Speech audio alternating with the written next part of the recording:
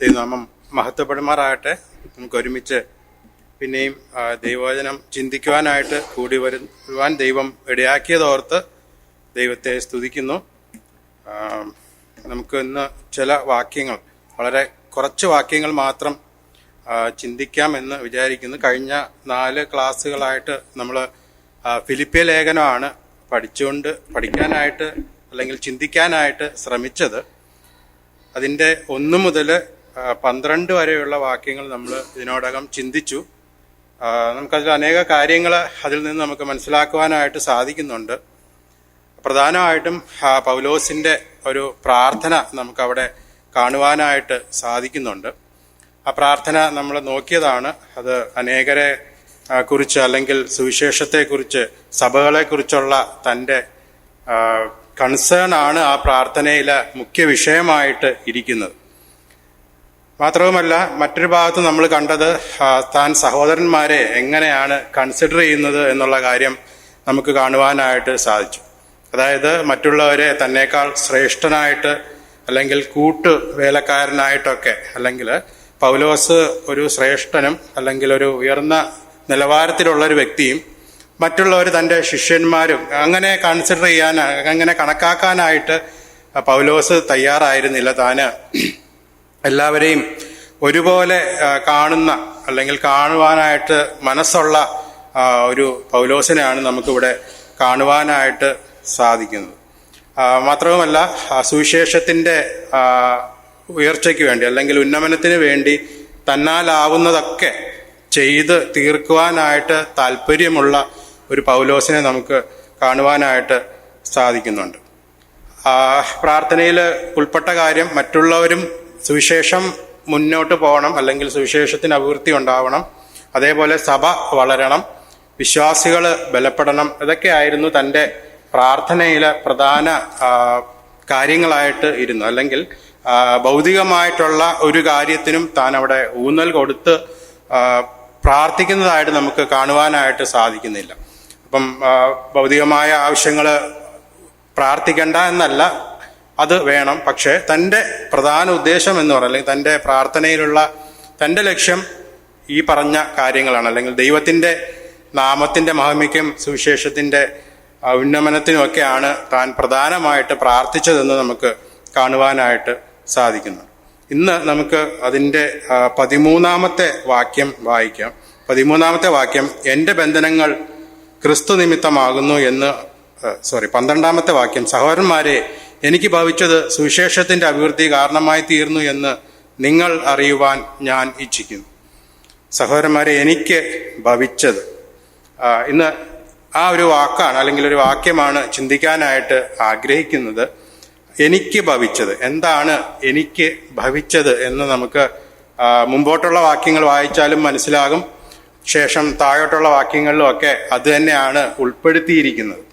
ഈ എനിക്ക് ഭവിച്ചതെന്ന് പറയുമ്പോൾ നമുക്ക് 2 രീതിയിൽ അതിനെ ചിന്തിക്കാനായിട്ട് സാധിക്കും. എനിക്ക് നല്ലതായിട്ട് അല്ലെങ്കിൽ എൻ്റെ നന്മയ്ക്കായിട്ട് ഭവിച്ചത് എന്ന് നമുക്കതിനെ കണക്കാക്കാൻ പറ്റും. രണ്ടാമത് എനിക്ക് ദോഷമായിട്ട് ഭവിച്ചത്. ഈ 2 കാര്യങ്ങളാണ് എനിക്ക് ഭവിച്ചത് എന്ന് പറയുമ്പോൾ നമുക്കതിൽ നിന്ന് മനസ്സിലാക്കുവാനായിട്ട് സാധിക്കുന്നുണ്ട്. ഞാൻ പറഞ്ഞ പോലെ അതിൻ്റെ മേളിലോട്ടൊക്കെ അല്ലെങ്കിൽ 13ഉം 17ഉം വാക്യങ്ങൾ നമ്മളൊന്ന് വായിക്കുകയാണെങ്കിൽ അവിടെ നമ്മൾ ഇങ്ങനെയാണ് കാണുന്നത്, എൻ്റെ ബന്ധനങ്ങൾ ക്രിസ്തു നിമിത്തമാകുന്നു. അവിടെ അങ്ങനെയാണ് തുടങ്ങുന്നത്.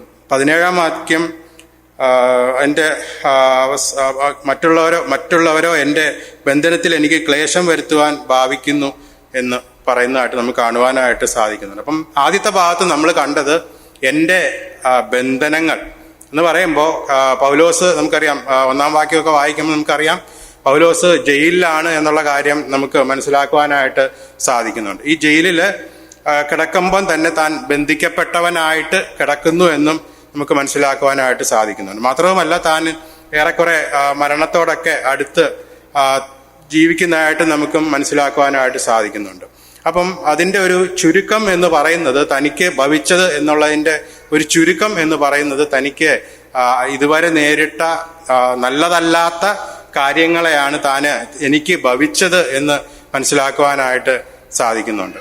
അപ്പം പൗലോസിന് ഭവിച്ച കാര്യങ്ങൾ, അല്ലെങ്കിൽ പൗലോസ് മറ്റുള്ളവരുടെ കണ്ണിൽ ദോഷമായിട്ട് ഭവിച്ചു എന്ന് പറയപ്പെടുന്ന കാര്യങ്ങൾ സുവിശേഷത്തിൻ്റെ അഭിവൃദ്ധിക്ക് കാരണമായി തീർന്നു എന്നാണ് നമുക്കിവിടെ കാണുവാനായിട്ട് സാധിക്കുന്നത്. തീർച്ചയായിട്ടും ജയിലിൽ കിടന്നുകൊണ്ട് ഒരു നല്ല കാര്യം എന്ന് പറയുവാനായിട്ട്, അല്ലെങ്കിൽ ജയിലിൽ കിടന്നുകൊണ്ട് എന്തെങ്കിലും നല്ല കാര്യം സംഭവിച്ചു എന്ന് പറയുവാനുള്ള ഒരു സാധ്യതയും നമുക്ക് കാണുവാനായിട്ട് സാധിക്കുന്നില്ല.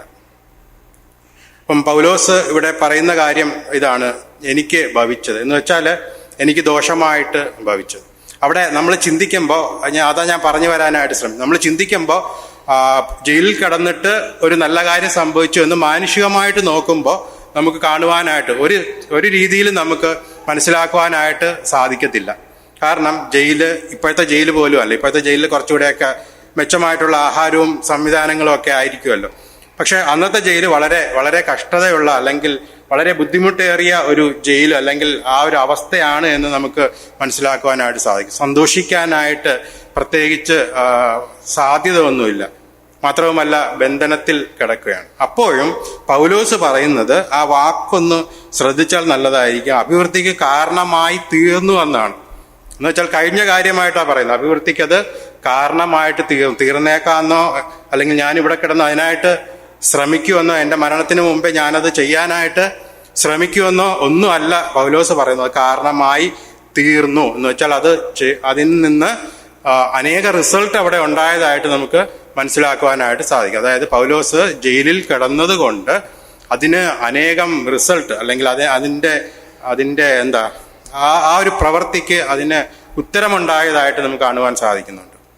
അപ്പം താൻ വളരെ സന്തോഷത്തോടെയാണ് ഈ കാര്യം പറയുന്നത്. അങ്ങനെയാണെങ്കിൽ അതിൻ്റെ റിസൾട്ടായിട്ട് കിട്ടിയ കാര്യവും തന്നെ സംബന്ധിച്ചിടത്തോളം സന്തോഷം ഉളവാക്കുന്ന കാര്യം തന്നെയാണ്. നമ്മൾ കഴിഞ്ഞ ക്ലാസ്സിലൊക്കെ ചിന്തിച്ച പോലെ സുവിശേഷം വർദ്ധിച്ചു വരണം, അല്ലെങ്കിൽ വളരണം, അതാണ് തൻ്റെ ആവശ്യം. അങ്ങനെയാണെങ്കിൽ തനിക്ക് ഈ ജയിലിൽ കിടന്ന് താൻ അനുഭവിച്ച എല്ലാ കഷ്ടത്തിൻ്റെയും പ്രതികരണം, അല്ലെങ്കിൽ അതിൻ്റെ റിസൾട്ട് എന്ന് പറയുന്നത് നമ്മൾ വായിച്ച പോലെ സുവിശേഷത്തിൻ്റെ അഭിവൃദ്ധിക്ക് കാരണമായി തീർന്നു എന്നാണ്.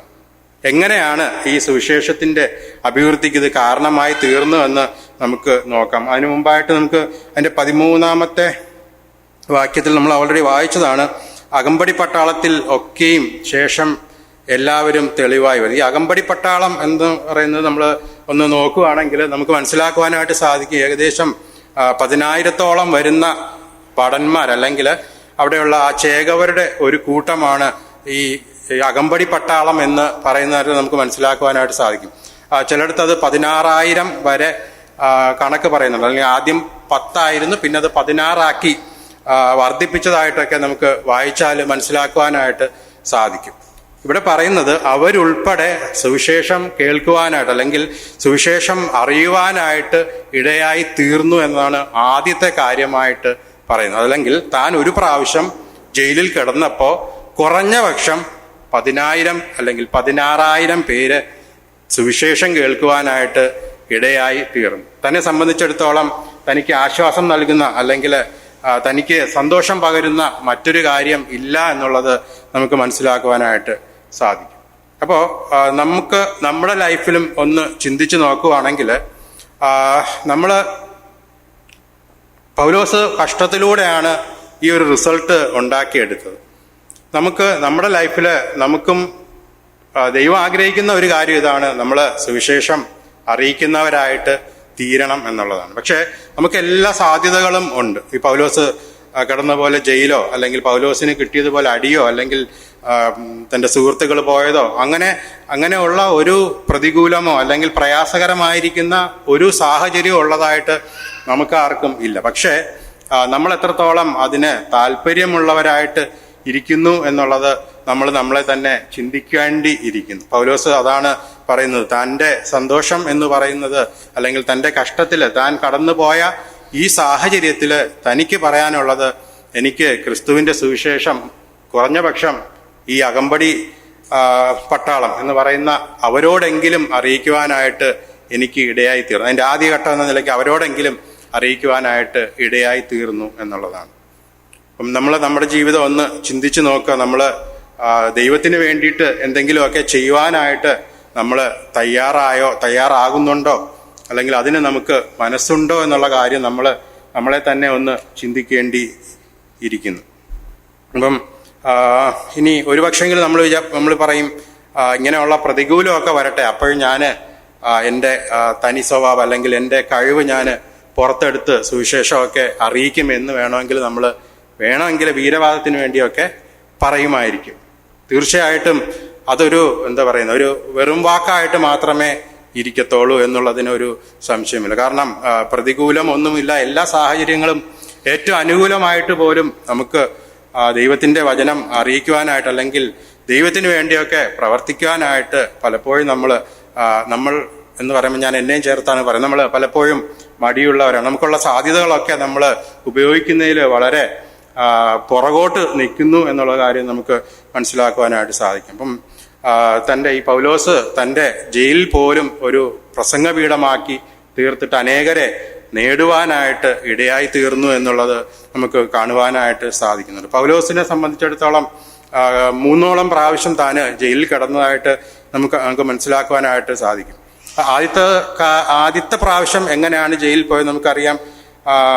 ഒരു ഭൂതത്തെ അല്ലെങ്കിൽ അശുദ്ധാത്മാവുള്ള സ്ത്രീനെ രക്ഷിച്ചത് നമുക്ക് അറിയാവുന്ന കാര്യമാണല്ലോ. അപ്പോസ്തല പ്രവൃത്തി 16:21 നമുക്കത് കാണുവാനായിട്ട് സാധിക്കും. അവളുടെ സുവിശേഷം അവളോട് അറിയിച്ചു. അവളുടെ ആ പ്രവൃത്തി വിട്ട് അവൾ ദൈവത്തിങ്കിലേക്ക് മടങ്ങി വന്ന് തൻ്റെ യജമാനന്മാർക്ക് ഇഷ്ടമല്ലാത്തത് കൊണ്ട് അവനെ ജയിലിൽ അടച്ചതായിട്ട് നമുക്ക് കാണുവാനായിട്ട് സാധിക്കുന്നുണ്ട്. ഇപ്പം പൗലോസിനോട് ആദ്യത്തെ പ്രാവശ്യം ചോദിക്കാം, എന്താണ് നീ ഇവിടെ ജയിലിൽ കിടക്കുന്നത്? പൗലോസിന് പറയാനുള്ള ഒറ്റ കാര്യമേ ഉള്ളൂ, അല്ലെങ്കിൽ ഒരു വാക്കായിട്ട് പറഞ്ഞാൽ അത് പറയാം, സുവിശേഷം നിമിത്തം ഞാനിവിടെ ആയിരിക്കുന്നു. അല്ലെങ്കിൽ അവിടെ വേണമെങ്കിൽ പൗലോസിന് പല ഓപ്ഷൻസും ഉണ്ടായിരിക്കും. നമ്മൾ മാനുഷികമായി ചിന്തിച്ചാൽ അവിടെ എന്തെങ്കിലുമൊക്കെ പറഞ്ഞ് രക്ഷപ്പെടുകയോ അല്ലെങ്കിൽ എങ്ങനെയെങ്കിലുമൊക്കെ അവിടുന്ന് രക്ഷപ്പെടാനുള്ള എല്ലാ സാധ്യതയുണ്ട്. പക്ഷെ പൗലോസ് അത് ചെയ്തതായിട്ട് നമുക്ക് കാണുവാനായിട്ട് സാധിക്കുന്നില്ല. താന് ജയിലിലായി. എന്തുകൊണ്ട്? സുവിശേഷം നിമിത്തം. അല്ലെങ്കിൽ ഒരാളിനെ നേടുവാനായിട്ട് താന് ജയിലിലേക്ക് പോയതായിട്ട് നമുക്ക് കാണുവാനായിട്ട് സാധിക്കുന്നുണ്ട്.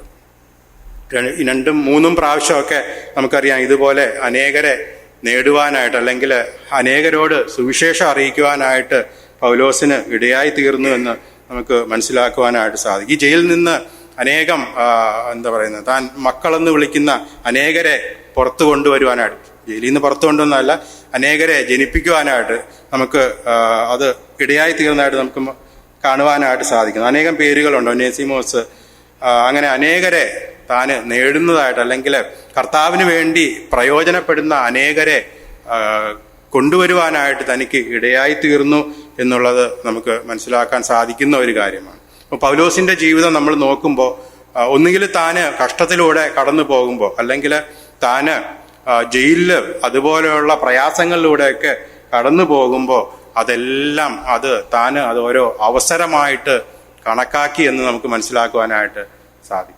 ഓരോ അവസരങ്ങൾ, അല്ലെങ്കിൽ കഷ്ടത എന്ന് പറയുന്നത് ഒരു ചാൻസ്, ഒരാളെ അല്ലെങ്കിൽ ഒന്നിലധികം ആൾക്കാരെ, ഇനി അതുമല്ല ക്രിസ്തുവിന്റെ സുവിശേഷം അത് വിളമ്പുവാനായിട്ടുള്ള ഒരു ചാൻസ് ആയിട്ട് എടുക്കാനായിട്ട് ഈ പൗലോസിന് കഴിഞ്ഞു എന്നുള്ള കാര്യം നമ്മൾ മറന്നു പോകാനായിട്ട് പാടില്ല.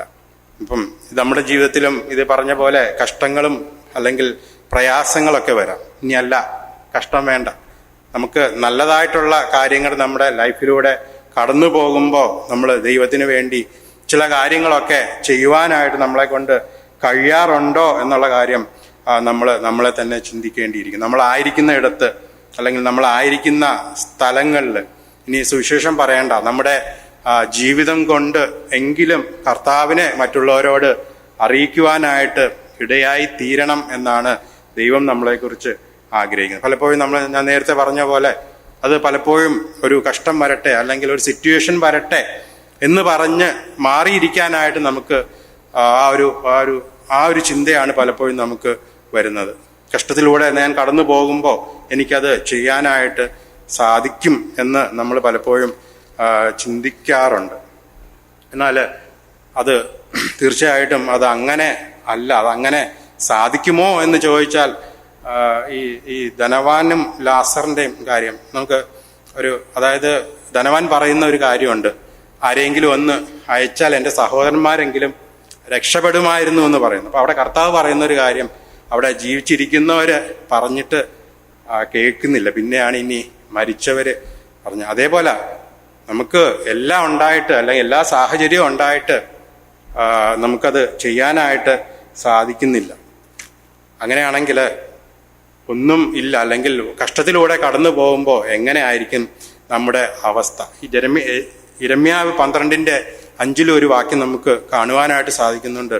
കാലാളുകളോടുകൂടെ ഓടിയിട്ട് നീ ക്ഷീണിച്ചു പോയാൽ കുതിരകളോടുകൂടെ എങ്ങനെ മത്സരിച്ച് ഓടി ജയിക്കാനായിട്ട് നിനക്ക് കഴിയും?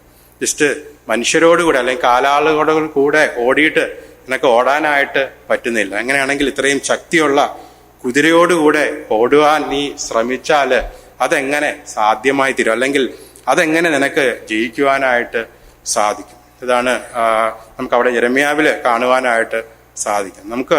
ഞാൻ പറഞ്ഞു വന്ന ഇതാണ്, നമ്മുടെ എല്ലാ അനുകൂല സാഹചര്യങ്ങൾ ഉണ്ടായിട്ടും കർത്താവിനെ അല്ലെങ്കിൽ കർത്താവ് പറയുന്നത് ചെയ്യുവാനായിട്ട് കഴിയുന്നില്ല എങ്കിൽ, അല്ലെങ്കിൽ നമുക്കത് നമ്മുടെ അത് പ്രയോറിറ്റി അല്ലെങ്കിൽ,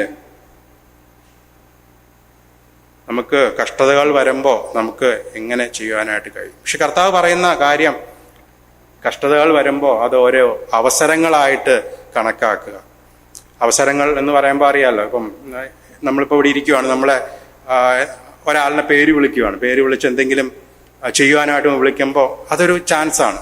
എന്തെങ്കിലും എന്താണ് പാട്ട് പാടാനാണെങ്കിലും എന്തിനാണെങ്കിലും അതൊരു ചാൻസാണ്. അതേപോലെയാണ് ഓരോ കഷ്ടതയും, അല്ലെങ്കിൽ ഓരോ പ്രാവശ്യവും ഈ ജയിലിൽ പോകുമ്പോൾ അത് നമ്മുടെ പേര് വിളിക്കുന്നതിന് തുല്യമാണ്. നമുക്കത് പെർഫോം ചെയ്യാനുള്ള ടൈമാണ്, കർത്താവ് നോക്കിയിരിക്കുന്ന ഒരു ടൈമാണത്. അപ്പം അതാണ് പൗലോസ് ഇവിടെ നമ്മളോട് പറയുന്ന ആദ്യത്തെ കാര്യം എന്ന് പറയുന്നത്, കർത്താവിന് വേണ്ടിയിട്ട് എന്തെങ്കിലുമൊക്കെ ചെയ്യുവാനായിട്ട്. ഇപ്പം പൗലോസ് ഇവിടെ ബന്ധനസ്ഥനാണ്. തൻ്റെ സുവിശേഷം അല്ലെങ്കിൽ ദൈവത്തിൻ്റെ സുവിശേഷം ഈ പൗലോസിലൂടെ വളരെ ശക്തമായിട്ട് അവിടെ അനേകരോട് സംസാരിക്കുന്നു, അനേകർ രക്ഷിക്കപ്പെടുന്നു, അനേകരെ ഈ പൗലോസിൻ്റെ സഹായികളായിട്ട് തീരുന്നു. അങ്ങനെ അനേകം കാര്യങ്ങൾ അവിടെ സംഭവിക്കുന്നതായിട്ട് നമുക്ക് മനസ്സിലാക്കുവാനായിട്ട് സാധിക്കും. തിമോത്തിയോസിൽ പറയുന്നുണ്ടല്ലോ, ദൈവവചനത്തിനോ ബന്ധനമില്ല. പൗലോസ് ബന്ധനസ്ഥനാണ്, തനിക്ക് അവിടുന്ന് ഒരു പക്ഷേങ്കിലും ഒന്ന് അനങ്ങാൻ പോലും കഴിയാത്ത ഒരു സാഹചര്യമായിരിക്കും. പക്ഷേ ദൈവവചനത്തിന് ബന്ധനമില്ല, കാരണം ആ ദൈവത്തിൻ്റെ വചനം പ്രവർത്തിക്കുവാനായിട്ട് അതിനൊരു തടസ്സവും ഇല്ല. ആ കാര്യം നമ്മൾ മനസ്സിലാക്കാവുന്നത്. രണ്ടാമതായിട്ട് ഈ പൗലോസ് സംബന്ധിച്ചിടത്തോളം അവന് ഒരു തടസ്സവും പറയുന്നതായിട്ട് നമുക്ക് കാണുവാനായിട്ട് സാധിക്കുന്നില്ല. നേരത്തെ പറഞ്ഞ പോലെ ഓരോ അവസരവും വേണ്ട എന്ന് വെക്കുവാനായിട്ട് ഈ പൗലോസിന് സാധ്യമല്ല. അവൻ അങ്ങനെ ചെയ്യുന്നതായിട്ട് നമുക്ക് എവിടെയും കാണുവാനായിട്ട് സാധിക്കുന്നില്ല. ഓരോ പ്രാവശ്യവും തനിക്ക് കിട്ടുന്ന ചാൻസസ് താന് ഉപയോഗിക്കുന്നതായിട്ട് നമുക്ക് മനസ്സിലാക്കുവാനായിട്ട് സാധിക്കുന്നുണ്ട്. അപ്പം അതേപോലെയാണ് നമ്മുടെ ജീവിതത്തിലും നമുക്ക് ലഭിക്കുന്ന ഓരോ ചാൻസും ദൈവത്തിൻ്റെ നാമത്തിൻ്റെ മഹത്വത്തിനായിട്ട് പ്രയോജനപ്പെടുത്തണം, അല്ലെങ്കിൽ നമ്മുടെ പ്രയോറിറ്റീസ് ദൈവത്തിന് വേണ്ടിയിട്ട് ചില കാര്യങ്ങൾ ചെയ്യാനായിട്ടായിരിക്കണം നമ്മുടെ പ്രയോറിറ്റി എന്ന് പറയുന്നത്. അത് ഈവൻ നമ്മൾ എവിടെ ആയിരുന്നാലും, നമ്മുടെ ഓഫീസിലാണെങ്കിലും അല്ല വീട്ടിലാണെങ്കിലും ഇനി അല്ല സ്കൂളുകളിലോ കോളേജുകളിലോ ഒക്കെ ആണെങ്കിലും എവിടെയാണെങ്കിലും നമ്മുടെ ഒന്നാം സ്ഥാനം ദൈവത്തിന് കൊടുക്കണം, അല്ലെങ്കിൽ ദൈവത്തിൻ്റെ സുവിശേഷം അറിയിക്കുവാനായിട്ട് നമ്മൾ കൊടുക്കണം. അല്ല ദൈവവചനം കേൾക്കുവാൻ കടന്നു വരുവാൻ, അല്ല ദൈവവചനം പറയുവാനായിട്ടുള്ള സാഹചര്യമാണെങ്കിൽ അത് ചെയ്യുവാനായിട്ട്, എന്ത് തന്നെ ആയാലും ദൈവത്തിന് വേണ്ടി ഒരു ചെറിയ കാര്യങ്ങളാണെങ്കിലും അത് ചെയ്യുവാനായിട്ട് നമ്മൾ തയ്യാറാണ്. പലപ്പോഴും ഈ ഓഫീസുകളിലൊക്കെ ടൂറോ അങ്ങനത്തെ ഇവൻറ്റ്സൊക്കെ വരുന്നത് സാറ്റർഡേ സൺഡേ ഒക്കെയാണ്. അപ്പം അതിൽ ആരൊക്കെ ഉണ്ടെന്ന് ചോദിക്കുമ്പോൾ ഫസ്റ്റ് കൈ വെക്കുന്നത് നമ്മളായിരിക്കും അല്ലേ, പോകാനായിട്ട് ഫസ്റ്റ് കൈ വെക്കും. നമ്മുടെ പ്രയോറിറ്റീസ് തീർച്ചയായിട്ടും ദൈവം അല്ലാത്തത് കൊണ്ടാണ് അങ്ങനെയുള്ള സാഹചര്യത്തിലൂടെ കടന്നു പോകാനായിട്ടിടയാകുന്നത്. അപ്പം അത് സാഹചര്യം ഏതും ആയിക്കോട്ടെ, അനുകൂലമായിക്കോട്ടെ പ്രതികൂലമായിക്കോട്ടെ, ഏത് സാഹചര്യത്തിലും കർത്താവിനായിട്ട് നിലകൊള്ളുവാൻ, കർത്താവിനായിട്ട് നിൽക്കുവാനായിട്ട് ഇടയാകട്ടെ. ഈ ബന്ധനങ്ങൾ അല്ലെങ്കിൽ എനിക്ക് ഭവിച്ചത് സുവിശേഷത്തിൻ്റെ അഭിവൃദ്ധി കാരണമായി തീർന്നു എന്ന് പറയുമ്പോൾ ഈ പൗലോസ് മാത്രമല്ല, നമുക്ക് വേറെയും ചിലരെയൊക്കെ കാണുവാനായിട്ട് സാധിക്കുന്നുണ്ട്. ദാനിയേലിൻ്റെ പുസ്തകം 13 അധ്യായത്തിലേക്ക് നമ്മൾ പോവുകയാണെങ്കിൽ അവിടെ 3 പേരെ നമുക്ക് കാണുവാനായിട്ട് സാധിക്കുന്നുണ്ട്. ശദ്രക്, മേശക്, അബീദ്നേഗോ. അങ്ങനെ 3 പേരെ നമുക്ക് അവിടെ കാണുവാനായിട്ട് സാധിക്കുന്നു. എനിക്ക് തോന്നുന്നു ചില വാക്യങ്ങൾ നമുക്ക് ഒന്ന് വായിക്കാം.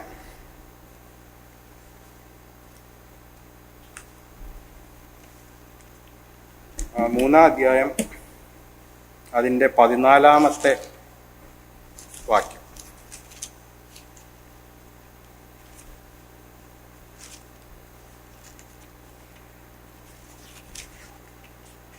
ദാനിയേൽ 3:14 വാക്യം നമുക്കിങ്ങനെ കാണാം. നെബൂഖദ്നേസർ 13 വാക്യം. അപ്പോൾ നെബൂഖദ്നേസർ ഉഗ്രകോപവും ക്രോധവും പൂണ്ട് ശദ്രക്കിനെയും മേശക്കിനെയും അബേദ്നെഗോവിനെയും കൂട്ടിക്കൊണ്ടുവരാൻ കൽപ്പിച്ചു. അവർ ആ പുരുഷന്മാരെ രാജസന്നിധിയിൽ കൊണ്ടുവന്നു. നെബൂഖദ്നേസർ അവരോട് കൽപ്പിച്ചത്, ശദ്രക്ക്, മേശക്ക്, അബേദ്നെഗോവേ, നിങ്ങൾ എൻ്റെ ദേവന്മാരെ സേവിക്കുകയോ ഞാൻ നിർത്തിയ സ്വർണ്ണബിംബത്തെ നമസ്കരിക്കുകയോ ചെയ്യുന്നില്ല എന്നുള്ളത് നേർ തന്നെയോ എന്ന് ചോദിച്ചു. വീണ്ടും 16 വാക്യം. ഈ കാര്യത്തിൽ ഉത്തരം പറയുവാൻ ആവശ്യമില്ല. ഞങ്ങൾ സേവിക്കുന്ന ദൈവത്തിന് ഞങ്ങളെ വിടുവിക്കാൻ കഴിയുമെങ്കിൽ ഞങ്ങളെ എരിയുന്ന തീച്ചുലയിൽ നിന്നും രാജാവിൻ്റെ കയ്യിൽ നിന്നും വിടുവിക്കും എന്ന് അവരവിടെ പറയും. ഈ സാഹചര്യം നമുക്ക് അറിയാവുന്നതാണ്. 19 വാക്യം വരെ അവരുടെ സംഭാഷണം നമുക്കവിടെ കാണുവാനായിട്ട് സാധിക്കും. 19 വാക്യത്തിലാണ്, അപ്പോൾ നെബൂഖദ്നേസറിന് കോപം മുഴുത്ത് ശദ്രക്കിനെ അവരെ ആ തീച്ചൂളയിലേക്ക് ഇട്ട് കളയുന്നതായിട്ട് നമുക്ക് കാണുവാനായിട്ട് സാധിക്കുന്നുണ്ട്. അപ്പം ഇവിടെ എന്താണ് സംഭവിച്ചതെന്ന് വെച്ചാൽ, ഈ രാജാവിന് എതിരായിട്ട് അല്ലെങ്കിൽ രാജാവ് പറയുന്നതിനെതിരായിട്ട് ഈ 3 പേര് അവിടെ പ്രവർത്തിക്കുന്നതായിട്ട് നമുക്ക് കാണുവാനായിട്ട് സാധിക്കും. രാജാവിന് വിപരീതം എന്ന് പറയുമ്പോൾ ദൈവത്തിന്റെ വാക്കുകൾക്ക് അനുകൂലമായിട്ട് അവരവിടെ സംസാരിക്കുന്നതായിട്ട് നമുക്ക് മനസ്സിലാക്കുവാനായിട്ട് സാധിക്കുന്നു. പക്ഷെ അതിൻ്റെ താഴേക്ക് വരുമ്പോൾ 3:28, 29, 30 വാക്യങ്ങളിൽ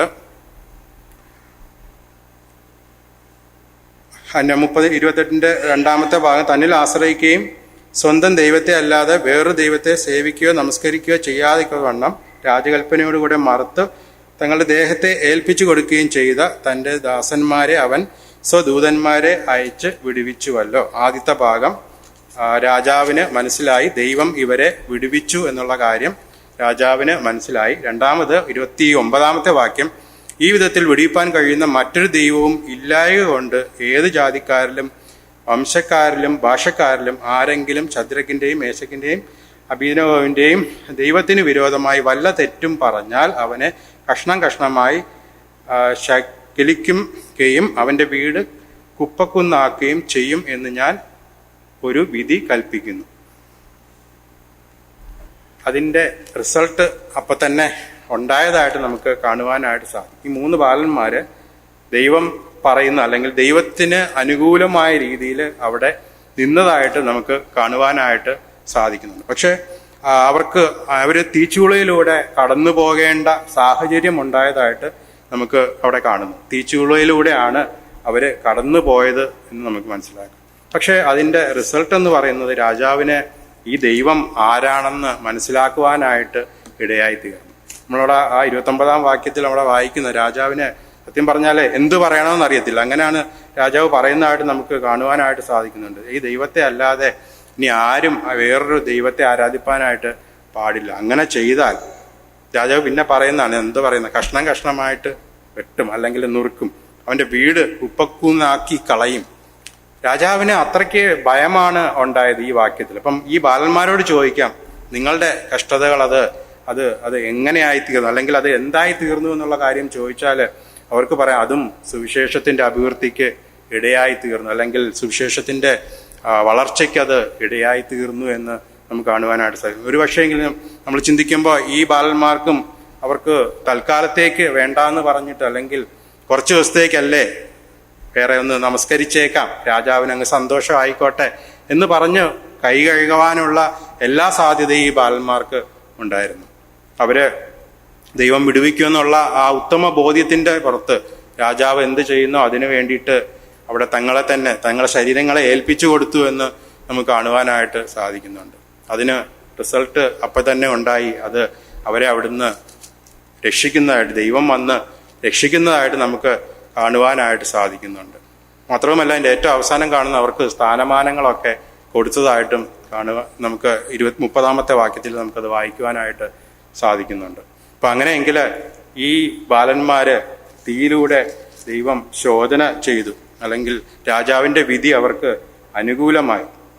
സത്യദൈവം ആരാണെന്ന് ലോകത്തിന് വിളിച്ചു പറയുവാനായിട്ട് ഈ 3 ബാലന്മാരുടെ പ്രവൃത്തി ഇടയായി തീർന്നു എന്നുള്ളത് മനസ്സിലാക്കുവാനായിട്ട് സാധിക്കും. ഇനി ഇവരോട് ചോദിച്ചാലും ഞാൻ നേരത്തെ പറഞ്ഞതുപോലെ ഞങ്ങൾ ചെയ്തത് ദൈവത്തിന് വേണ്ടി മാത്രം അല്ലെങ്കിൽ ദൈവം പറയുന്നത് മാത്രമേ ഞങ്ങൾ ചെയ്തിട്ടുള്ളൂ എന്നുള്ള കാര്യം നമുക്ക് മനസ്സിലാക്കുവാനായിട്ട് സാധിക്കും. ഇതേപോലെ തന്നെ അടുത്ത ഒരു വ്യക്തിയിലേക്ക് നമുക്ക് തിരിഞ്ഞാൽ ഡാനിയേൽ തന്നെ നമുക്ക് ഡാനിയേലിനെ പറ്റി കാണുവാനായിട്ട് സാധിക്കുന്നുണ്ട്. ഡാനിയേൽ 6-ന്റെ 25, 26, 27 വാക്യത്തിലൊക്കെ നമുക്കത് കാണുവാനായിട്ട് സാധിക്കുന്നു. ദാനിയേലിനെ സിംഹത്തിന്റെ കുഴിയിലേക്ക് ഇട്ട് കളയുന്നതായിട്ട് നമുക്ക് കാണുവാൻ സാധിക്കുന്നുണ്ട്. 25, 26, 27 വാക്യങ്ങളിൽ ദാനിയേൽ 6-ന്റെ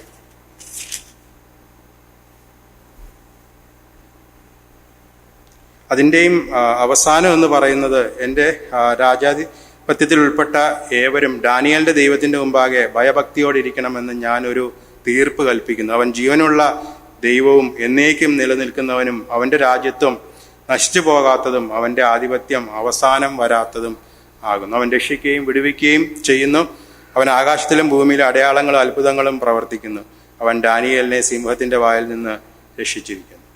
ഇതാ ഡാനിയേലും തന്നെ ഏൽപ്പിച്ചു കൊടുത്തതായിട്ട് നമുക്ക് കാണുവാനായിട്ട് സാധിക്കും. രാജാവിന്റെ കൽപ്പനയ്ക്ക് എതിരായിട്ട് താന് അല്ലെങ്കിൽ ദൈവത്തിന് അനുകൂലമായിട്ട് താൻ നിൽക്കുന്നതായിട്ട് കാണുവാനായിട്ട് സാധിക്കുന്നുണ്ട്.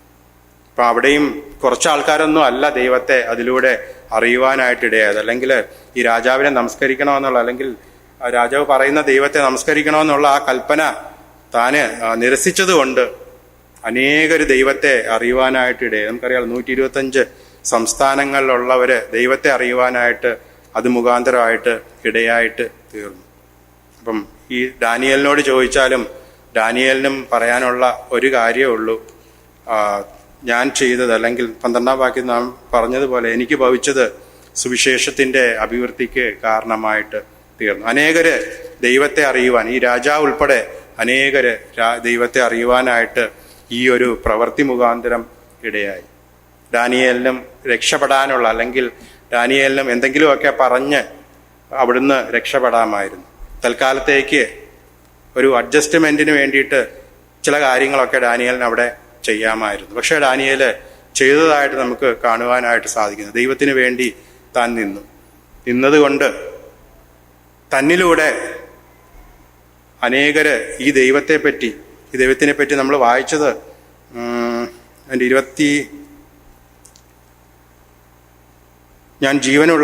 അവൻ ജീവനുള്ള ദൈവം, എന്നേക്കും നിലനിൽക്കുന്ന ദൈവം. അവര് ഈ ദൈവത്തെ അറിയുവാനായിട്ട്, അല്ലെങ്കിൽ ഈ ദൈവം എത്ര ഉന്നതനാണെന്ന്, അല്ലെങ്കിൽ ഈ ദൈവത്തിന്റെ ശക്തിയെപ്പറ്റി മറ്റുള്ളവര്, അല്ലെങ്കിൽ ആ രാജ്യത്തുള്ളവര് അറിയുവാനായിട്ട് ഇത് ഇടയായി തീർന്നു എന്നുള്ളതിന് ഒരു സംശയമില്ല. ദൈവത്തിന്റെ നാമം അവിടെ മഹിമപ്പെടുവാനായിട്ട് ഇടയായി. ഡാനിയേലിന് ഭവിച്ചത് സുവിശേഷത്തിന്റെ അഭിവൃദ്ധിക്ക് കാരണമായി. 3 ബാലന്മാർക്ക് ഭവിച്ചത് സുവിശേഷത്തിന്റെ അഭിവൃദ്ധിക്ക് കാരണമായി എന്ന് നമുക്ക് കാണുവാനായിട്ട് സാധിക്കും. 119-ാം സങ്കീർത്തനം അതിന്റെ 71-ാമത്തെ വാക്യം, നിന്റെ ചട്ടങ്ങൾ പഠിപ്പാൻ തക്കവണ്ണം ഞാൻ കഷ്ടതയിലായത് എനിക്ക് ഗുണമായി. ഇതാ മറ്റൊരു കാര്യം, ഗുണമായി തീർന്ന മറ്റൊരു കാര്യം, നമ്മള് കഷ്ടത്തിലായപ്പോ അത് ദൈവത്തിന്റെ വചനം പഠിക്കുവാനായിട്ട് ഇടയായിട്ട് തീർന്നു എന്ന് കാണുവാനായിട്ട് സാധിക്കുന്നുണ്ട്. അപ്പം നമ്മുടെ ജീവിതത്തിൽ ഇതുപോലുള്ള പ്രയാസങ്ങൾ വരുമ്പോൾ, അല്ലെങ്കിൽ ഇതുപോലുള്ള അവസരങ്ങൾ വരുമ്പോൾ അത് പല രീതിയിൽ ദൈവത്തെ മഹത്വപ്പെടുത്തുന്നതായിട്ട് തീരും. ഇപ്പം നമ്മൾ വായിച്ചത് അത് ദൈവത്തിന്റെ വചനം പഠിക്കുവാനായിട്ട്, നിന്റെ ചട്ടങ്ങൾ പഠിക്കുവാനായിട്ട് ഇടയായി തീർന്നു, അല്ലെങ്കിൽ കഷ്ടതയിലായത് ദൈവത്തിന്റെ വചനം അധികമായിട്ട് പഠിക്കുവാനായിട്ട് ഇടയായി തീർന്നു എന്നുള്ളതാണ്. ഇനിയുണ്ട് അനേകരെ കാണുവാനായിട്ട് സാധിക്കും. യോസഫിന്റെ ഒരു വാക്യം കൂടെ വായിക്കാം. ഉൽപ്പത്തി പുസ്തകം 50-ന്റെ 20-ാമത്തെ വാക്യം. ഉൽപ്പത്തി 50-20, നിങ്ങൾ എൻ്റെ നേരെ ദോഷം വിചാരിച്ചു, ദൈവമോ ഇന്നുള്ളതുപോലെ ബഹുജനത്തിന് ജീവരക്ഷ വരുത്തേണ്ടത് അതിനെ ഗുണമാക്കി തീർത്തു. യോസഫിന്റെ കാര്യം നമുക്കറിയാം. അവൻ അവിടെ രാജ്യത്തെ രണ്ടാമനായിട്ട് തീരുമ്പോൾ മറ്റുള്ളവരെ താൻ സഹായിക്കാനായിട്ട് തന്റെ സഹോദരന്മാര് വിറ്റതാണ്, അല്ലെങ്കിൽ കൊല്ലുവാനൊക്കെ ശ്രമിച്ചതാണ്. പക്ഷെ അതിന്റെ അവസാനം എന്ന് പറയുന്നത് ദൈവം അവന് ജീവരക്ഷ വരുത്തി, അല്ലെങ്കിൽ അത് അവന്റെ ജീവിതത്തിൽ ഗുണമായി തീർന്നു എന്ന് കാണുവാനായിട്ട് സാധിക്കുന്നുണ്ട്. അപ്പോൾ നമ്മൾ ദൈവത്തെ, അല്ലെങ്കിൽ നമ്മളെ തന്നെ ദൈവം മുമ്പാകെ ഏൽപ്പിച്ചു കൊടുക്കുകയാണെങ്കിൽ അത് സുവിശേഷത്തിന്റെ അഭിവൃദ്ധിക്ക് കാരണമായി തീരും. നമ്മളെ വെറുതെ ഏൽപ്പിക്കുകയല്ല, നമ്മുടെ ജീവിതത്തിന്റെ ഏത് സാഹചര്യത്തിലും, ഇനി അല്ല, നമുക്ക് ലഭിക്കുന്ന ഓരോ സാഹചര്യവും അത് തിരിച്ച് ദൈവനാമത്തിൻ്റെ മഹത്വത്തിന് അല്ലെങ്കിൽ സുവിശേഷത്തിൻ്റെ അഭിവൃദ്ധിക്കായിട്ട് നമ്മളെ വിട്ടുകൊടുത്ത് അല്ലെങ്കിൽ നമ്മൾ പ്രവർത്തിക്കുകയാണെങ്കിൽ അത് ഏറ്റവും അനുഗ്രഹമായിട്ട് തീരും എന്നുള്ളതിന് ഒരു സംശയമില്ല. നമ്മൾ 3-4 ആൾക്കാരെ കണ്ടു. അവർക്കെല്ലാം പറയാനുള്ള ഒരേ ഒരു കാര്യമേ ഉള്ളൂ, എൻ്റെ ബന്ധനങ്ങൾ എനിക്ക് ഭവിച്ചത് സുവിശേഷത്തിൻ്റെ അഭിവൃദ്ധിക്ക് കാരണമായി തീരും. ഇനി ബൈബിളിൽ നിന്ന് ഇത്രയും പേരെ നമ്മൾ കാണുവാനായിട്ടിടയായി. മാത്രമല്ല അനേകരെ, നമുക്ക് ചുറ്റുമുള്ള അനേകരെ നമുക്ക് കാണുവാനായിട്ട് സാധിക്കുന്നുണ്ട്. പേരുകൾ പറഞ്ഞാൽ അത് തീരത്തില്ല. അത്രയ്ക്ക് കഷ്ടതയിലൂടെ പ്രയാസത്തിലൂടെയൊക്കെ കടന്നുപോയ അനേകര് നമ്മുടെ മധ്യേ ജീവിച്ചിരുന്നു. ഇപ്പോഴും ജീവിച്ചിരിക്കുന്ന അനേകരെ നമുക്ക് കാണുവാനായിട്ട് സാധിക്കും. നമുക്കറിയാം, ഗ്രഹാം സ്റ്റെയിൻസ് തൻ്റെ വൈഫ് അവിടെ ചെയ്ത കാര്യം, അവരുടെ പേര് ഗ്ലാഡിസ് സ്റ്റെയിൻസ്, അവർ ചെയ്ത കാര്യം നമുക്കറിയാം. മറ്റുള്ളവരോട് ക്ഷമിച്ചു അല്ലേ. തീർച്ചയായിട്ടും അവിടെ ദൈവത്തിൻ്റെ നാമം മഹത്വപ്പെടും. അല്ലെങ്കിൽ ഒരുപക്ഷെങ്കിൽ ആ ദൈവദാസൻ ചെയ്തതിനേക്കാളും ഒക്കെ ഒരു വലിയ ശുശ്രൂഷയായിട്ട് അത് മാറിയിട്ടുണ്ടാകും എന്നുള്ളതിന് ഒരു സംശയവുമില്ല. നമ്മുടെ ജീവിതവും ഇതുപോലെ കർത്താവിന് വേണ്ടിയിട്ട് അല്ലെങ്കിൽ ദൈവവചനത്തിൻ്റെ വളർച്ചയ്ക്കായിട്ട് പ്രയോജനപ്പെടുവാനായിട്ട് ഇടയായിട്ട് ഇനി അനേകരുണ്ട്. നമ്മൾ ഒരു പ്രാവശ്യം ഞങ്ങളുടെ സൺഡേ ക്ലാസ്സിന് ജോണി എറിക്സൺ എന്ന് പറഞ്ഞിട്ടൊരു വ്യക്തിയെപ്പറ്റി ചിന്തിക്കാനായിട്ട് ഇടയായി. അതേപോലെ നിക്ക് എന്ന് പറഞ്ഞിട്ടൊരു വ്യക്തിയെപ്പറ്റി. ഇവരൊക്കെ അവർ കഷ്ടതയിലൂടെ കടന്നുപോയി എന്നുള്ളതല്ല, അവർക്കൊക്കെ ഒരാൾക്ക് അരയ്ക്ക് താഴോട്ട് തളർന്നു പോയിക്കോ, ഒരാൾക്ക് കയ്യും കാലും ഇല്ലാത്ത ഒരവസ്ഥയാണ്. പക്ഷെ ഇവർ ചെയ്തിരിക്കുന്ന അത്രയും ആരും കർത്താവിന് വേണ്ടിയിട്ട് ചെയ്തിട്ടുണ്ടാകത്തില്ല എന്നാണ് നമുക്ക് അവരുടെ ജീവചരിത്രമൊക്കെ വായിച്ചാൽ നമുക്ക് മനസ്സിലാക്കുവാനായിട്ട് സാധിക്കുന്നത്. അവർ ദൈവത്തിന് വേണ്ടിയിട്ട് അനേക കാര്യങ്ങൾ അവരുടെ പരിമിതിയിൽ നിന്നുകൊണ്ട്, അവർക്ക് ഈ പറഞ്ഞ പോലെ കയ്യും ഇല്ല കാലും ഇല്ല, അവർക്ക് സഞ്ചരിക്കാനായിട്ട് സാധിക്കത്തില്ല, അവർക്ക് എഴുതാൻ സാധിക്കത്തില്ല, അവർക്ക് പരിമിതി എന്ന് പറയുന്നത് വളരെ അധികമാണ്. പക്ഷെ അവരുടെ ഓരോ പ്രവൃത്തിയും അവരുടെ ഓരോ വാക്കുകളും മറ്റുള്ളവരെ പ്രചോദിപ്പിക്കുന്നതും കർത്താവിൻ്റെ നാമത്തെ മഹത്വപ്പെടുത്തുന്നതുമായിരുന്നു എന്നുള്ളതിന് ഒരു സംശയവുമില്ല. തിരിച്ചു വീണ്ടും നമ്മിലേക്ക് വരാം. നമുക്ക് എല്ലാ കാര്യങ്ങളും ഉണ്ട്. നമുക്ക് ജയിലില്ല, കഷ്ടത ഇല്ലാന്ന് ഞാൻ പറയുന്നില്ല, നമുക്കും കഷ്ടങ്ങളൊക്കെ ഉണ്ട്. പക്ഷേ ദൈവത്തിന് വേണ്ടിയിട്ട് ചില കാര്യങ്ങളൊക്കെ ചെയ്യുവാനായിട്ട് നമ്മുടെ ജീവിതം കൊണ്ടും ഇടയായി തീരണം എന്നാണ് ദൈവം ആഗ്രഹിക്കുന്നത്. വായിച്ചതുപോലെ സുവിശേഷത്തിൻ്റെ അഭിവൃദ്ധിക്ക് കാരണമായി തീരണം എന്നുള്ളതാണ്. നമുക്കൊരു വാക്യം കൂടെ വായിക്കാം. എബ്രായർ 11:36 വാക്യം. എബ്രായർ 11:36. അവിടെ നമ്മൾ ഇങ്ങനെയാണ് വായിക്കുന്നത്: വേറെ ചിലർ പരിഹാസം, ചമ്മട്ടി, ചങ്ങല, തടവ് ഇവയാലുള്ള പരീക്ഷ അനുഭവിച്ചു, കല്ലേറേറ്റു, ഈർച്ചവാളാൽ അറുക്കപ്പെട്ടു, പരീക്ഷിക്കപ്പെട്ടു, വാളാൽ കൊല്ലപ്പെട്ടു. 38 വാക്യം: കാടുകളിലും മലകളിലും ഗുഹകളിലും ഭൂമിയുടെ പിളർപ്പുകളിലും ഉഴന്നു വലഞ്ഞു, ലോകം അവർക്ക് യോഗ്യം ആയിരുന്നില്ല. നമുക്കറിയാം, കഷ്ടത അല്ലെങ്കിൽ പ്രയാസങ്ങളൊക്കെ നമുക്ക് ഉണ്ടാകും. തീർച്ചയായിട്ടും നമ്മൾ മനസ്സിലാക്കുന്ന പോലെ ലോകം നമുക്ക് അനുകൂലമല്ല. അല്ലെങ്കിൽ ഈ ലോകത്തിലെ കാര്യങ്ങളൊക്കെ ഒരു വിശ്വാസിയെ സംബന്ധിച്ചിടത്തോളം അനുകൂലമായിട്ട് ഇരിക്കുന്നില്ല. പകരം അത് നമ്മളെ ഈ ലോകത്തിൻ്റെ മോഹങ്ങൾ ഒരു പക്ഷേങ്കിൽ നമ്മളെ തേടി വന്നേക്കാം. അതിനോട് യെസ് പറയുവാനായിട്ട് വളരെ എളുപ്പമാണ്. അല്ലെങ്കിൽ നമുക്ക് ഇല്ലാത്ത കാര്യങ്ങളൊക്കെ നമുക്ക് തരുവാനായിട്ട് ലോകത്തിന് ഭയങ്കര ഇൻട്രസ്റ്റ് ആണ്. എന്ന് വെച്ചാൽ ദൈവം ആഗ്രഹിക്കാത്ത കാര്യങ്ങളൊക്കെ അത് തരുവാനായിട്ട് ലോകത്തിന് വളരെ ഇഷ്ടമാണ്. നമുക്കൊരു പാട്ടുണ്ടല്ലോ: ലോകസുഖ സൗകര്യങ്ങളാകുന്ന പ്രതാപങ്ങൾ മോടിയോടുകൂടെ മാടി വിളിച്ച. എന്ന് വെച്ചാൽ ഈ ലോകത്തിൽ ഞാൻ നേരത്തെ പറഞ്ഞ പോലെ ഒരു ദൈവം ആഗ്രഹിക്കാത്ത അനേക കാര്യങ്ങൾ തരുവാനായിട്ട് ലോകത്തിന് വളരെ താല്പര്യമാണ്. മാടി വിളിക്കുക എന്നാണ് ഇവിടെ പാട്ടിൽ പറയുന്നത്. ലോകസുഖ സൗകര്യങ്ങൾ അത് തരുവാനായിട്ട് മാടി വിളിക്കും. അവിടെ 2 ഓപ്ഷൻ നമ്മുടെ മുമ്പിൽ ഉണ്ട്. ഒന്ന്, ആ മാടി വിളിക്കുന്നതിനോട് കൂടെ കൈ കൊടുക്കുക, അതിനോട് കൂടെ ചേർന്ന് പോവുക. രണ്ടാമത്തെ കാര്യം എന്ന് പറയുന്ന ആ പാട്ടിൻ്റെ ബാക്കിയിൽ തന്നെ ഉണ്ട് സുന്ദരന മനുവേല എന്ന് പറഞ്ഞിട്ട് അവിടെ ആ പാട്ട് തുടർന്നു പോകുന്നതായിട്ട് നമുക്ക് കാണുവാനായിട്ട് സാധിക്കും. എന്ന് വെച്ചാൽ ഒന്നുകിൽ നമുക്ക് ആ ലോകത്തിൻ്റെ ഇഷ്ടത്തോടു കൂടെ ചേർന്ന് മുമ്പോട്ട് പോകാം. രണ്ടാമത്തെ ഓപ്ഷൻ, ഈ ലോകം തരുന്ന ഈ ചെറിയ ചെറിയ സൗന്ദര്യമുള്ള താൽക്കാലിക സൗന്ദര്യമുള്ള വസ്തുക്കളെക്കാളും മനോഹരനായിട്ടുള്ള അല്ലെങ്കിൽ മനോഹരമായിട്ടുള്ള ഒരു ദൈവം എനിക്കുണ്ട് എന്ന് പറയുവാനായിട്ട് നമുക്ക് ഇടയാകണം. ഒരു പക്ഷേങ്കിൽ ഈ ലോകം നമുക്ക് ഇല്ലാത്ത അല്ലെങ്കിൽ നമ്മൾ ദൈവം ആഗ്രഹിക്കാത്ത ചില കാര്യങ്ങളൊക്കെ തന്ന് നമ്മളെ സന്തോഷിപ്പിക്കാനായിട്ട് ശ്രമിക്കും. ആ സന്തോഷം നമ്മൾ അറിയുന്ന പോലെ താൽക്കാലികമായിട്ടുള്ള കേവലം സന്തോഷങ്ങളാണ്. അത് നമ്മളെ അത് നമുക്ക് നശീകരണം അല്ലെങ്കിൽ നാശമുണ്ടാക്കുന്ന കാര്യങ്ങളാണ് എന്നുള്ളതിന് ഒരു സംശയമില്ല. പക്ഷെ ഈ ദൈവത്തെ മുറുകെ പിടിക്കുകയാണെങ്കിൽ തീർച്ചയായിട്ടും അവൻ നമ്മളെയും തിരിച്ച് നമ്മുടെ കൈകളിൽ അല്ലെങ്കിൽ നമ്മളെ എടുത്തുകൊള്ളു അല്ലെങ്കിൽ നമ്മളെ വഹിച്ചുകൊള്ളു എന്നുള്ളതിന് ഒരു സംശയവുമില്ല. കർത്താവിന് വേണ്ടിയിട്ട് പ്രയോജനപ്പെടുവാനല്ല നമ്മുടെ പ്രയോറിറ്റീസ് അത് ലോകമാണോ അല്ലെങ്കിൽ കർത്താവാണോ എന്നുള്ളത് തീരുമാനിക്കുവാനായിട്ട് നമ്മൾ ഇടയാകണം. മാത്രവുമല്ല ഒരു പക്ഷേങ്കിൽ നമ്മുടെ യുവ സഹോദരന്മാർ അല്ലെങ്കിൽ യുവാക്കളെയും യുവതികളെയൊക്കെ ഈ ലോകം വല്ലാതെ ആകർഷിക്കുവാനുള്ള എല്ലാ സാധ്യതയുമുണ്ട്.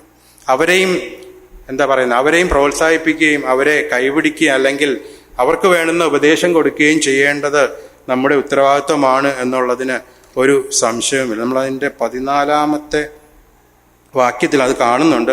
സഹോദരന്മാർ മിക്ക പേരും എൻ്റെ ബന്ധനങ്ങളാൽ കർത്താവിൽ ധൈര്യം പൂണ്ട് ദൈവത്തിൻ്റെ വചനം ഭയം കൂടാതെ പ്രസ്താവിക്കുവാൻ അധികം തുനിയുകയും ചെയ്തിരിക്കുന്നു എന്ന് നമുക്ക് കാണുവാനായിട്ട് സാധിക്കുന്നുണ്ട്. അവിടെ പൗലോസിന്റെ ബന്ധനം നിമിത്തം നടക്കുന്ന നമ്മൾ കുറേ കാര്യങ്ങൾ കണ്ടു. പൗലോസിന്റെ ബന്ധനം നിമിത്തം അനേകരെ രക്ഷിക്കപ്പെടുക അല്ലെങ്കിൽ അനേകർ കർത്താവിങ്കലേക്ക് വരുന്നതായിട്ട് നമുക്ക് കാണുവാനായിട്ട് സാധിക്കുന്നുണ്ട്. അടുത്ത കാര്യമാണ് ഇവിടെ 14-ാമത്തെ വാക്യത്തിൽ കാണുന്നത്. എൻ്റെ ബന്ധനങ്ങളാൽ കർത്താവിൽ ധൈര്യം പൂണ്ട്, അല്ലെങ്കിൽ കുറെ സഹോദരന്മാർ അവിടെ തനിക്ക് ബദലായിട്ട് അല്ലെങ്കിൽ തൻ്റെ ശുശ്രൂഷ അവിടെ ചെയ്യുന്നതായിട്ട് കാണുവാനായിട്ട് സാധിക്കുന്നു. അവിടെ വായിക്കുന്നത് 2 കാര്യങ്ങളുണ്ട്. ഒന്ന് ധൈര്യം പൂണ്ട് എന്ന് നമ്മൾ വായിക്കുന്നുണ്ട്. 14-ാം വാക്യം, കർത്താവിൽ ധൈര്യം പൂണ്ട് ദൈവത്തിൻ്റെ വചനം ഭയം കൂടാതെ പ്രസ്താവിച്ചു എന്ന് നമുക്ക് കാണുവാനായിട്ട് സാധിക്കുന്നു. ഒന്ന്, ദൈവത്തിൻ്റെ വചനം അവര് പ്രസ്താവിക്കുന്നതായിട്ട് ഭയം കൂടാതെ എന്ന് പറയുമ്പോൾ അങ്ങനെ എടുത്തു പറയുമ്പോൾ ഒരു പക്ഷേങ്കിലും നമുക്ക് വിചാരിക്കാം അവര് ഇതിനു മുന്നേ ദൈവവചനം ശുശ്രൂഷിക്കാനോ അല്ല ദൈവത്തിൻ്റെ വചനം അറിയിക്കാനോ ഒക്കെ ഭയമുള്ളവരായിരുന്നിരിക്കണം എന്ന് നമുക്ക് മനസ്സിലാക്കുവാനായിട്ട് സാധിക്കും. കാരണം എടുത്തു പറയുന്നതുകൊണ്ട് അങ്ങനെ വിചാരിക്കാൻ സാധിക്കും. കാരണം ഈ ഭയം എന്ന് പറയുന്നത് നമുക്കറിയാം, അത് നമുക്കും ഉള്ള ഒരു കാര്യമാണല്ലേ. പലപ്പോഴും സുവിശേഷം അറിയിക്കുവാനായിട്ട് നമുക്ക് ഈ ഒരു ഭയം നമുക്കും ഉണ്ടാകാറുണ്ട്. എങ്ങനെ മറ്റുള്ളവർ എന്ത് ചിന്തിക്കുമെന്നോ അല്ലെങ്കിൽ മറ്റുള്ളവരെങ്ങനെ എന്നെ പിന്നീട് കാണുമെന്നോ അല്ലെങ്കിൽ നമ്മളെ കളിയാക്കുമെന്നോ ഉള്ള അനേകം ചിന്തകൾ നമ്മുടെ മനസ്സിലൂടെ കടന്നു പോകും. അത് നമുക്കൊരു ഭയത്തിന് കാരണമായിട്ട് തീരും. ഇവിടെയും സഹോദരന്മാരെ പറ്റി പറയുന്നുണ്ട്. അവര് ഭയം വിട്ടിട്ട് കർത്താവിൻ്റെ വചനം ധൈര്യത്തോടെ ഭയം കൂടാതെ പ്രസ്താവിക്കുവാനായിട്ട് ഇടയായി തീർന്നു. എങ്ങനെയാണ് ഇവരുടെ ഭയം പോയതെന്നും ഇവിടെ പറയുന്നുണ്ട്. അവർ കർത്താവിൽ ധൈര്യം പൂണ്ടു എന്നാണ് നമുക്ക് കാണുവാനായിട്ട് സാധിക്കും. ഈ ഭയം പോകാനായിട്ട് ഇവർ ചെയ്യേണ്ട ഒരു കാര്യം ഉണ്ടായിരുന്നുള്ളൂ, കർത്താവില് ധൈര്യം പൂണ്ടു. അല്ലെങ്കിൽ കർത്താവില് ഇവരുടെ ആശ്രയം മുഴുവനായിട്ട് വെച്ചപ്പോഴാണ് ഇവർക്ക് ദൈവവചനം ശുശ്രൂഷിപ്പാനായിട്ട് ഇടയായത്. ഇതിൽ കണ്ട ഒന്നാമത്തെ കാര്യം പൗലോസിന്റെ ജയിൽവാസം അല്ലെങ്കിൽ പൗലോസിന്റെ കഷ്ടത നിമിത്തം, എൻ്റെ ബന്ധനങ്ങൾ നിമിത്തം ചില സഹോദരന്മാരിതാ എഴുന്നേൽക്കുന്നതായിട്ട് കാണുവാനായിട്ട് സാധിക്കുന്നുണ്ട്. അവര് ദൈവത്തിൻ്റെ വചനം ഭയം കൂടാതെ സംസാരിക്കുന്നതായിട്ട് കാണുന്നുണ്ട്. അവരുടെ ഭയം എങ്ങനെയാണ് മാറിയത്? അത് അവര് കർത്താവില് ബലപ്പെട്ട് അല്ലെങ്കിൽ കർത്താവിൽ ആശ്രയിച്ച് ആ ഭയം മാറിയതായിട്ട് നമുക്ക് മനസ്സിലാക്കുവാനായിട്ട് സാധിക്കുന്നുണ്ട്. ഇനി ഈ സഹോദരന്മാര് ഒറ്റ ദിവസം കൊണ്ട് പൊങ്ങി വന്നതായിരിക്കത്തില്ല, അല്ലെങ്കിൽ ഒറ്റ ദിവസം കൊണ്ട് അവർ ശുശ്രൂഷയിലേക്ക് വന്നതാകാനുള്ള ഒരു സാധ്യതയും ഇല്ല. പൗലോസ് അനേക നാളുകളിൽ ഇവരെ പരിശീലിപ്പിച്ചിട്ടുണ്ടാകും. ദൈവത്തിൻ്റെ വചനം ഇവരെ അനേക ദിവസങ്ങൾ ഇവരോട് സംസാരിച്ചിട്ടുണ്ടാകും. ഇവർക്ക് വേണ്ടുന്ന ഗൈഡൻസ് എന്താന്ന് വെച്ച് കഴിഞ്ഞാൽ അത് കൊടുത്തിട്ടുണ്ടാകാം.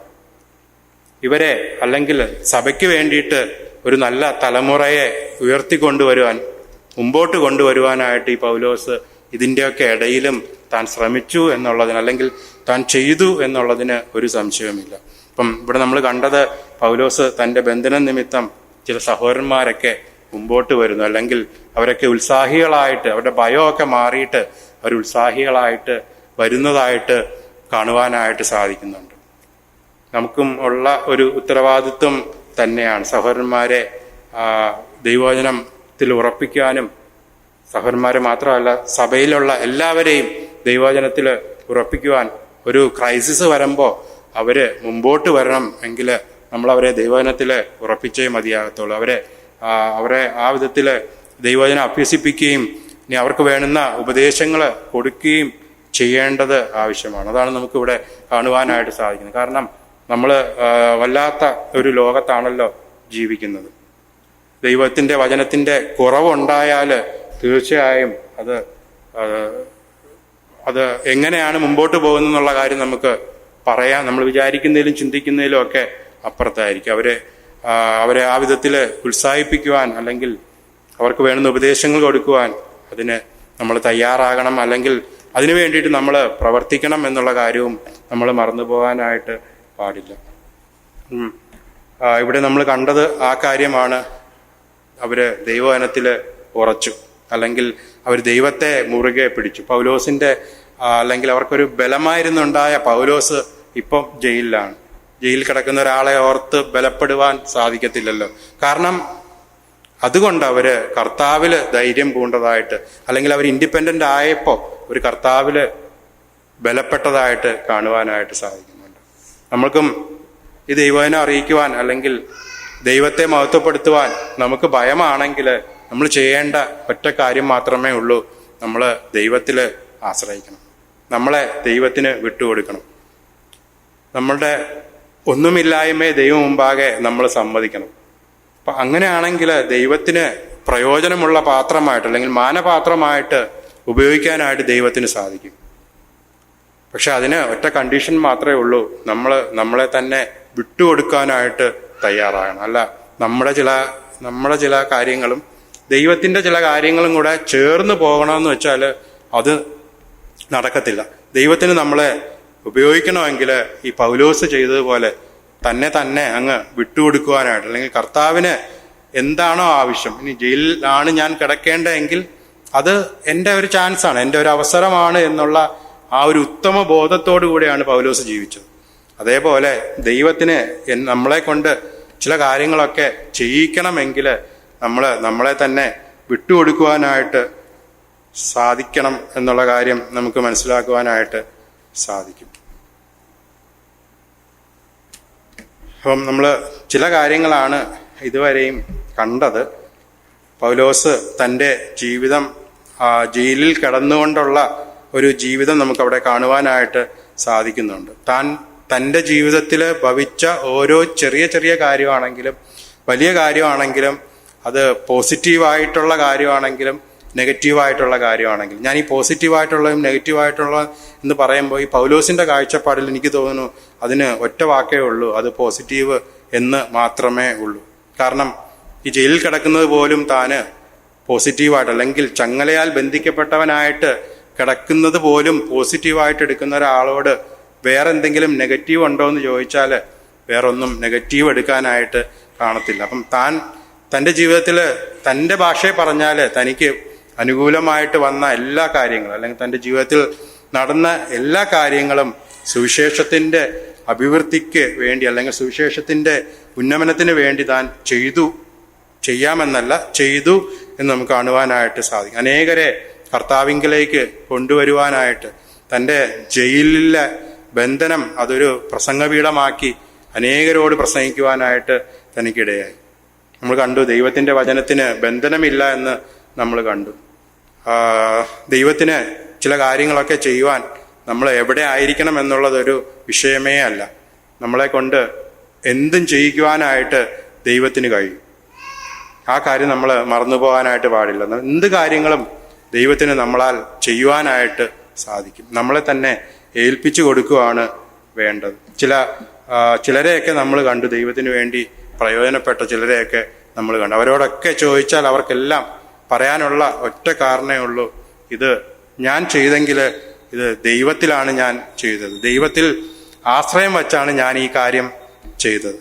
അത് എൻ്റെ ഒരു മഹത്വത്തിനും അല്ല, അത് ദൈവത്തിൻ്റെ മാത്രം മഹിമയ്ക്കാണ്, അല്ലെങ്കിൽ ദൈവത്തിൻ്റെ സുവിശേഷത്തിൻ്റെ ഉന്നമനത്തിനാണ്. അല്ലെങ്കിൽ ഈ നല്ലവനായ ദൈവത്തെ, ആ രാജാവൊക്കെ പറഞ്ഞതുപോലെ എത്ര ശ്രേഷ്ഠനാണ്, ഈ ദൈവത്തെ ഈ രാജാക്കന്മാരും അല്ലെങ്കിൽ ഈ ജനങ്ങളൊക്കെ അറിയാൻ എത്രയോ സംസ്ഥാനങ്ങളിലെ ജനങ്ങളാണ്. നമ്മളവിടെ വായിച്ചു 125 വായിച്ചത്. അത്രയും സംസ്ഥാനത്തിലെ ഒരു രാജാവിൻ്റെ വിളംബരം ലഭിക്കുകയാണ്, ഇനി മേലാൽ ആരും വേറെ ദൈവങ്ങളെ ഒന്നും ആരാധിക്കാനായിട്ട് പാടില്ല. ഇത്രയും വലിയ ഒരു കൽപ്പന പുറപ്പെടുവിക്കുവാൻ തക്കവണ്ണം ദൈവത്തിന് സാധിച്ചു.